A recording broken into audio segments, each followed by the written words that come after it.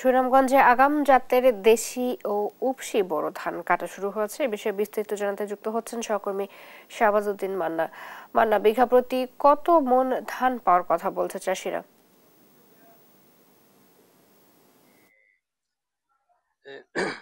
আপনাকে ধন্যবাদ।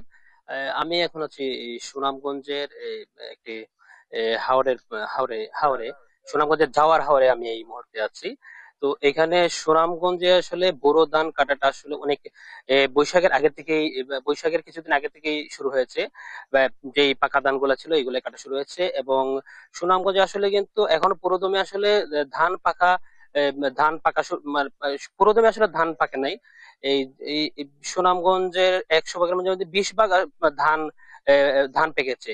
এর মধ্যে আসলে এই পাকা পাকা এই কাঁচা অনেক অনেক অনেক ধানই হাওরে এখনো কাঁচা আছে। এর মধ্যে আসলে এই আমার এই কৃষকদের মধ্যে যে একটা আতঙ্ক কাজ করছে সেটা হচ্ছে আসলে আগাম বন্যা।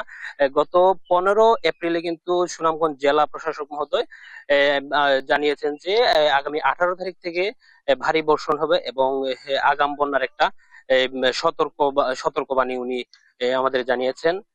এবং আগামী 18 তারিখের যে আগাম বৃষ্টির কথা বলেছেন, আজকে থেকেই কিন্তু আসলে সকাল থেকে কিন্তু আসলে সুনামগঞ্জের আবহাওয়াটা আসলে এই প্রায় খারাপ অবস্থায় আছে। সকাল থেকে বৃষ্টি হচ্ছে সুনামগঞ্জে। আমরা যদি এই আপনাদেরকে এই দেখাই যে হাওরের বর্তমান অবস্থাটা, যে আপনাকে আমি দেখাচ্ছি সুনামগঞ্জের হাওরের বর্তমান অবস্থা। এই মুহূর্তে কিন্তু সুনামগঞ্জে এ, এ, মোটামুটি বৃষ্টি হচ্ছে, এবং কৃষকরা কিন্তু ধান কাটা এ, প্রায় মোটামুটি বন্ধ করে দিয়েছেন এই এই মুহূর্তে। এ, বৃষ্টি বৃষ্টিটা বন্ধ হওয়ার কারণে কিন্তু এই যে কৃষকরা দেখতে পাচ্ছেন, ওনারা কিন্তু আশ্রয় কেন্দ্রে ছিলেন, ওনারা কিন্তু আস্তে আস্তে আবার ধান কাটা শুরু করার জন্য ওনারা মাঠে নামছেন। আমার সাথে একজন কৃষক ভাই আছেন, ওনার সাথে যদি আমি আমি কথা বলি বর্তমান পরিস্থিতি নিয়ে। বর্তমান পরিস্থিতি নিয়ে এই বর্তমানে ওনারা আসলে এই এই এই আগাম বন্যার আগাম বন্যা বা এই এই আবহাওয়ার বিষয়ে আসলে ওনারা কি বলছেন, আমরা ওনার কাছ থেকে শুনি।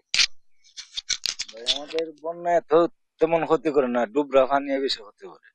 মানে একটা ড্রেন আছে, ড্রেনের পানি অনেক ক্ষতি করে, আমরা ধান ঠিক মতন কাটতে পারি না, বুঝছেন। আর ধান কিছু নষ্ট হয়, ফসে যায় আর কি।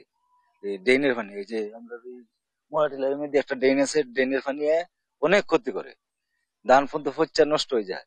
কিন্তু ধান সুনামগঞ্জের মধ্যে এই আওয়ারটাই আমরা ধানের আওয়ার। কিন্তু দানার আওয়ার হইলে এই বন্যার পানি আর কিছু রয়েছে ড্রেনের পানি, যেমন ধান ফসায় আনে আর কি এখন থেকে। এই আমরা কথা বলছিলাম সুনামগঞ্জের এক এই কৃষক ভাইয়ের সাথে।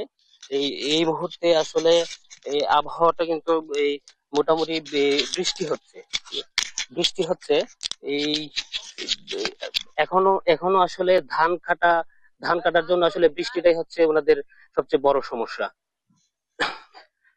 আমি আমি আমি আমি আপনাকে আরেকটা কথা বলে রাখছি, যে সুনামগঞ্জে জেলা প্রশাসক মহোদয় ইতিমধ্যেই এই এই সুনামগঞ্জ জেলা প্রশাসক, পানি উন্নয়ন বোর্ড এবং কৃষি অধিদপ্তরের ছুটি বাতিল করেছেন। ধান কাটা সম্পন্ন না হওয়া পর্যন্ত কিন্তু সুনামগঞ্জের 3টি অধিদপ্তরের ছুটি উনি বাতিল করেছেন। এই ছিল আমার কাছে সর্বশেষ তথ্য সুনামগঞ্জ থেকে।